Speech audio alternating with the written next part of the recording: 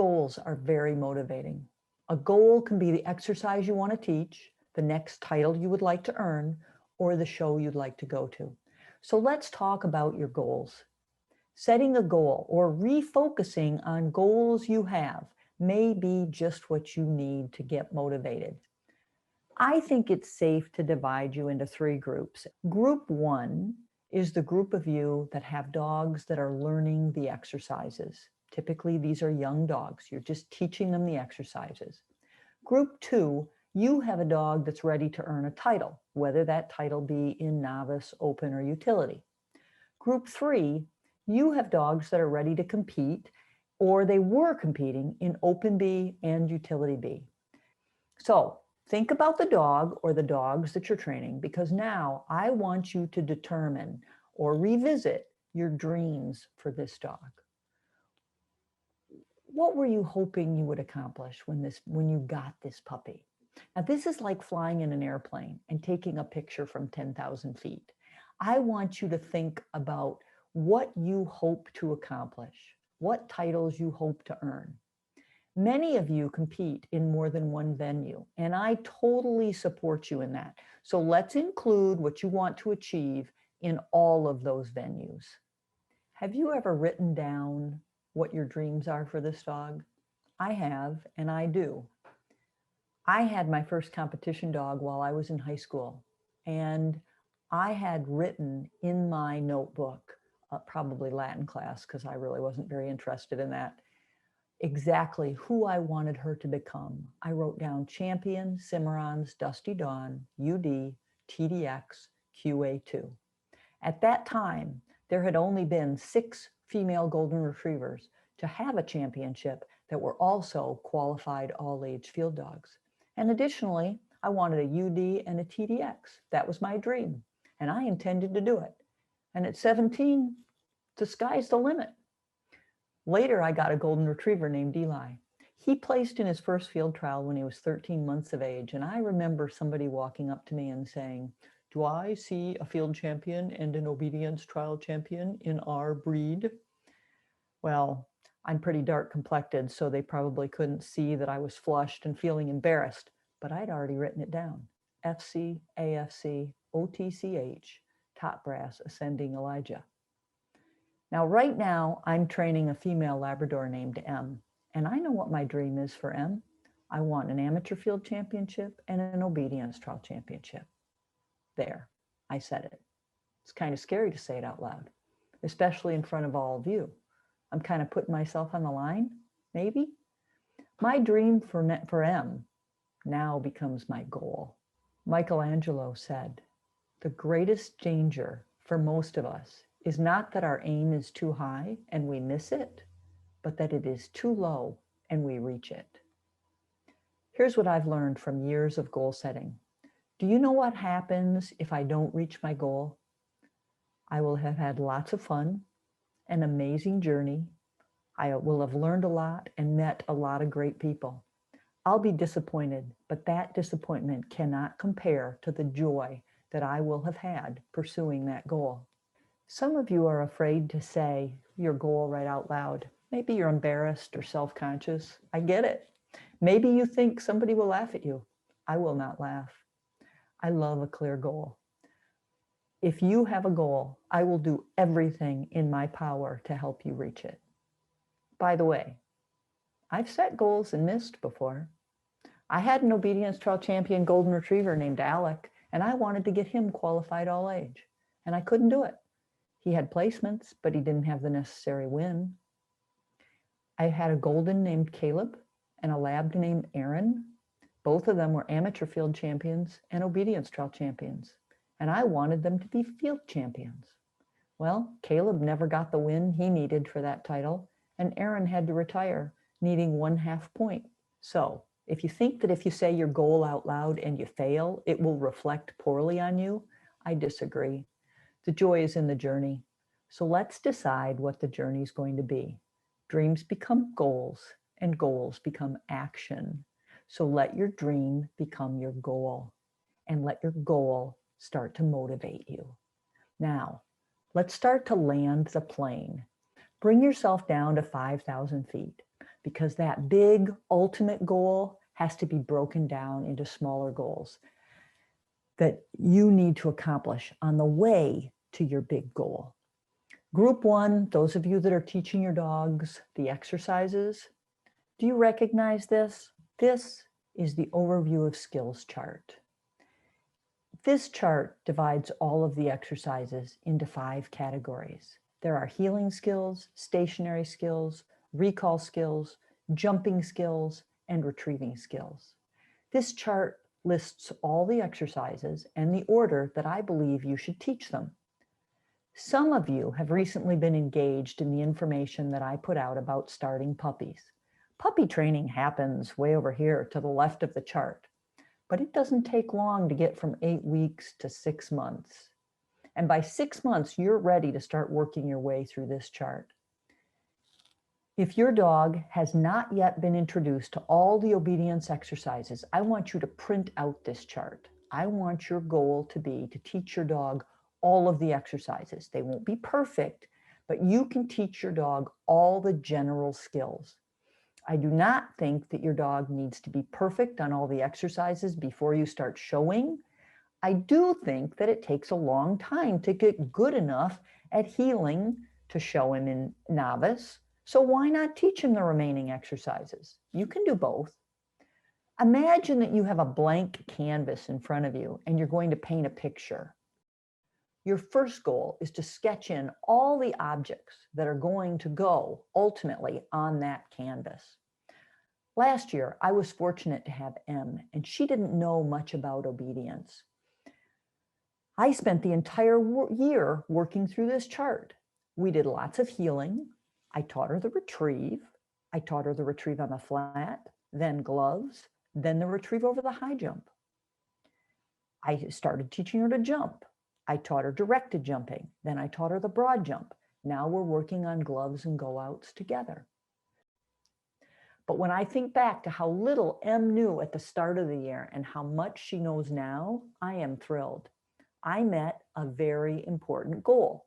Using this chart as my guidepost, I stayed on track and I systematically gave her a foundation in every obedience exercise. This chart shows you exactly what to teach next. As I look at the chart, the only exercise I have left to teach is the moving stand. Wow. So if you're struggling with motivation, let's set a goal like I did a year ago. What are you going to teach next and how are you going to do it? I want you to cross out the exercises that your dog knows. I'll give you a hint. Don't ever cross out healing because you'll be working on that their whole life. But then circle what you're going to teach next. One of the Obedience Road members actually told me that I needed to make the chart interactive so that she could click on the box and it would take her right to the correct section of the Obedience Road. I'm working on that. Okay, now I want to speak to group 2. You are the folks preparing to show at some level. So I'm bringing the plane down again and I'm circling at 1,000 feet. If you're in this group, you need to make a list of the exercises that you will be performing in competition and concentrate on putting the finishing touches on those exercises. So far, you've worked hard to teach your dog the exercises. Your dog knows a lot about the exercises, but maybe not enough about all the details. It is now time to dig in and prepare for a particular class. Goals are SMART. Have you heard that acronym? SMART goals. When you make a SMART goal, it means the S stands for specific. I'm getting M ready for novice. That is very specific. The M is measurable. Measurable means that you will know when it is accomplished. AKC says that we need 3 qualifying scores. My goal is to show M in novice 6 times with performances that I am pleased with. Notice that I did not tell you what my scores would be because I can't control that. And the A in SMART stands for achievable. I will not make something a goal that I cannot control. I'm not the judge. I don't control the scores, nor do I control what anyone else does. So I don't make winning or getting high in trial a goal because I can't control that. However, I am paying for the judge's opinion, and I take his or her opinion very seriously. I'm interested if I get a score higher than I thought I deserve, because maybe I'm being too critical of myself. But I'm especially interested if I get a score that's lower than the one that I thought that I was going to get. That's a great learning experience. That's when you will really learn how to analyze your performance, when someone else sees a mistake that you did not see.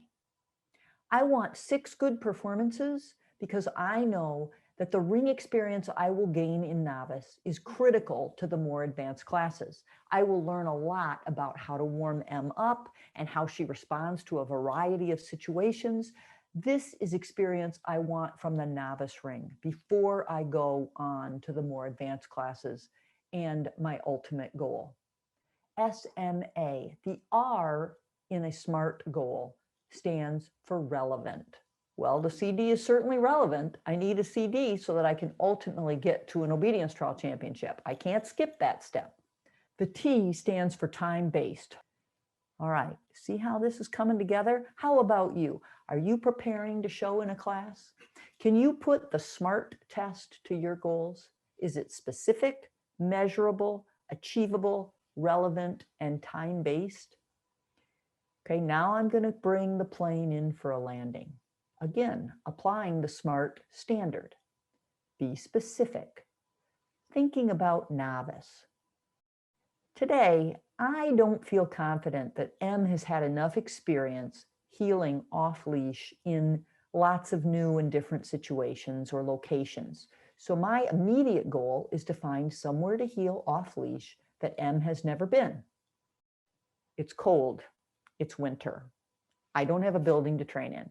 So I'm scouting strip malls. You know those shopping centers with covered walkways? I'm going to those to heel in front of the stores.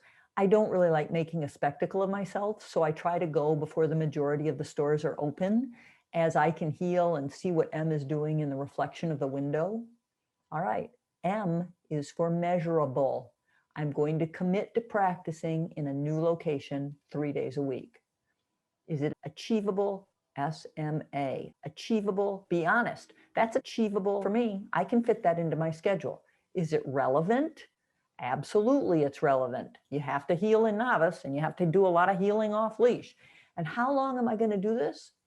I'm going to do this from now until I believe I'm ready to go to my first show. So I started at 10,000 feet with my big, audacious goal. And then I started to land the plane. And the next goal was to lay a foundation of all the obedience exercises. Now I'm on the runway, perfecting the skills that I need for my immediate next step.